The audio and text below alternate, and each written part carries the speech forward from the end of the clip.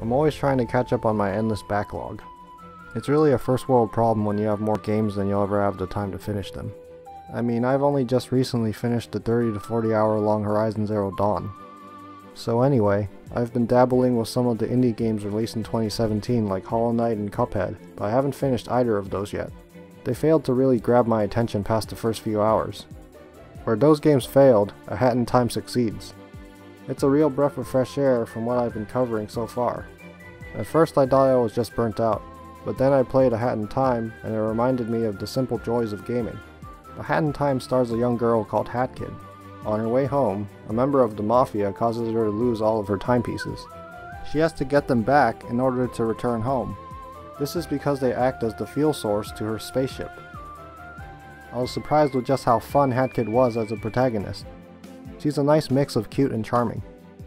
I had a lot of fun seeing her interact with the various non-playable characters. Sure, there weren't that many moments where she actively changed the direction of the story, but when she did, it was a real treat. The game really hones in on the smaller details. For example, there's a secret diary that holds Hat Kid's thoughts on every level she progresses through. I enjoyed reading the diary as I got to see her perspective on the events that took place. It's a minor addition to the game that added a lot to the experience, as well as an extra dimension to the silent protagonist formula. My experience with A Hat in Time was made even better with the game's many creative levels. A Hat in Time is a master at keeping things fresh. The game's scenarios place Hat Kid in many neat situations. Unfortunately, the scenarios peak a little too early. Where Chapter 2 and 3 are the highlights, I still had fun in the other less story-heavy chapters. This was because of the superb movement mechanics, solid level design, and the overall abundance of variety. Every chapter feels unique, and I like how the developers kept the game short and sweet. It's a rare trait to have in today's time sink economy, where people value time spent over the actual quality of the game. We have these insanely long games that drag on for way more than they're actually worth, rather than focusing on tightly crafted experiences like Portal or the original Hotline Miami. It just doesn't make any sense to me.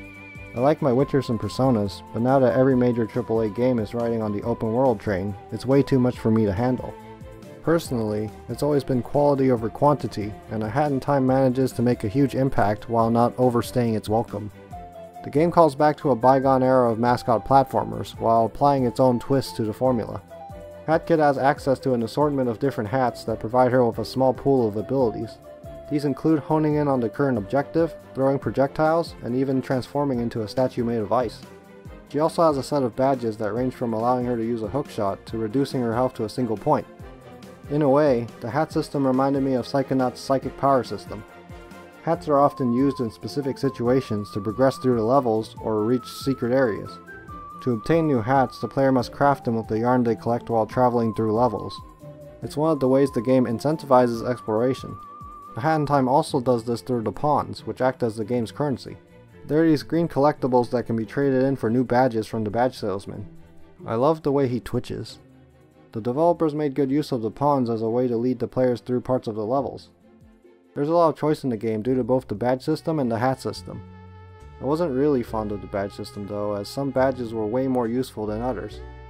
Hat Kid can only equip the maximum of 3 badges at once. In order to maintain the flow, it was ideal to keep the hookshot badge over stuff like the item magnet or the relic radar. I'd rather have a badge point system like in Paper Mario, as there's a genuine lack of balance between these badges. Despite my nitpicky gripes, the systems work in the game's favor, as I was always eager to unlock new hats and badges. Hat Kid plays like a combination of a lot of different characters from 3D platforming games. She has a dive and a wall jump like Mario, a homing attack like Sonic, and a double jump like Raz. It might sound like a hodgepodge of mechanics, but it flows surprisingly well. The developers took these mechanics from other games and used them with their own unique style. My favorite movement feature is the additional boost of speed that Hat Kid gets when the player jumps during a dive at just the right moment. It blends skill with flow in a rewarding and enjoyable manner. She can also dive in the air, providing additional freedom when compared to the platforming protagonists of yesteryear. On the ground, Hat Kid can run when wearing a sprint hat, but I found very little use of it. The dive move overshadowed the sprint for me, since it didn't force me to wear a specific hat, it felt more engaging to execute, and when Hat Kid sprints, she loses the ability to double jump. A great yet often overlooked feature is that Hat Kid runs up walls that she jumps towards. She has the ability to jump over the wall if she reaches the peak. Oftentimes in platformers, there are those moments where you almost make a jump and miss by a tiny bit. In particular, this is more often the case in 3D platformers because of the camera restrictions. Other games have tried to remedy this, like Spyro 2 with the flutter or Super Mario Galaxy with the star spin. However, those moves totally kill any momentum that the player had built up. In A Hat in Time, wall running maintains a sense of movement while solving this 3D platformer dilemma. Combat in A Hat in Time works well with the package as a whole. Though it's somewhat shallow, beating up enemies primarily acts as a means to an end. The game's approach to combat is very simple, as it often was for games like Super Mario 64 and Psychonauts. The important part is that combat doesn't really slow down the flow of platforming like it did in Sonic 06, where Shadow lost all momentum after using his homing attack. Admittedly, Sonic 06 had way more to worry about than just platforming flow. Hat Kid can damage enemies in all sorts of ways, though my preferred method was with the Brewing Hat projectiles. I also like how the homing attack wasn't as overpowered as it is in Sonic's case. However, it did feel a bit sluggish, and the animation wasn't particularly polished. For close quarters ground attacks, Hat Kid can swing her umbrella around like a sword. It functions well, and it manages to maintain a decent pace. Overall, combat serves its purpose well for what it is, and doesn't halt movement flow by much. The game's boss fights do an excellent job as a sort of test throughout the chapters. Each area has its own unique mechanics, and I like how the developers incorporated those mechanics into some of the bosses. It's a neat detail that managed to impress me. In particular, it stuck out to me the most in the second chapter. As a whole, the bosses are an excellent addition to the game. They provide a high degree of challenge in an otherwise fairly easy adventure. I was surprised how challenging some bosses were, but it never got overly frustrating. When factoring in how charming and quirky some of them are, you get an almost unforgettable experience. A Hat in Time's presentation is all around excellent. Sure, it doesn't blow my socks off as the graphics feel somewhat dated, but it just works. The vibrant Wind Waker inspired aesthetics make up for the lack of graphical prowess. From level to level, it was a joy to look at. The visuals impressed me with their designs rather than their technical capabilities. Admittedly, I do value aesthetics over graphics, as good aesthetics age far better than good graphics. They also take more artistry than simply relying on hardware specs. The music was fantastic. I really didn't expect the sheer variety of the game's soundtrack. For a game filled with so many scenarios, the soundtrack really succeeds in capturing a dynamic and diverse set of moods and genres. The music fits with the game so well that it's outright commendable. However, the voice acting was a bit uneven, but pretty solid overall.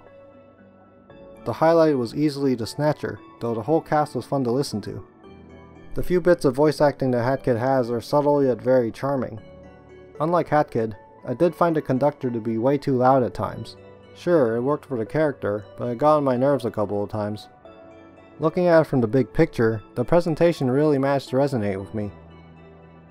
A Hat in Time takes inspiration from many well-loved games and successfully crafts an inventive experience. Unfortunately, it doesn't maintain a consistent level of quality. I had a blast with the first 3 chapters, and then it suddenly fell into a low point at the 4th. It's not an awful chapter, but it lacks the tightly crafted interactions and interesting characters that the previous chapters had in spades. This 4th chapter definitely tries something new, but I feel like it could have done that while having an enjoyable cast of characters. The 5th and final chapter is just a single level that brings a lot of what made the first 3 chapters so great, but it's just not as good. Regardless, the epilogue makes up for that in a strangely endearing way. The 4th chapter feels woefully unfinished, but it makes sense because it's a Kickstarter game. The main highlight for me was Hat Kid and her interactions with the cast. It was delightful seeing how some of the scenarios played out. I feel that the gameplay sets a new standard for the platforming genre in terms of the flow and movement. The presentation synergized superbly with the game's intriguing scenarios. As the sum of its parts, A Hat in Time is a fantastic experience, despite how front-loaded it turned out to be. I wholeheartedly recommend the game to anyone interested in a tightly crafted, charming, and creative 3D platforming adventure. Thanks for watching the review. If you enjoyed it, feel free to like the video and consider subscribing to my channel. If you want more, here are some of my other videos. Anyway, I'll see you all next time when I review some obscure game you've probably never heard about.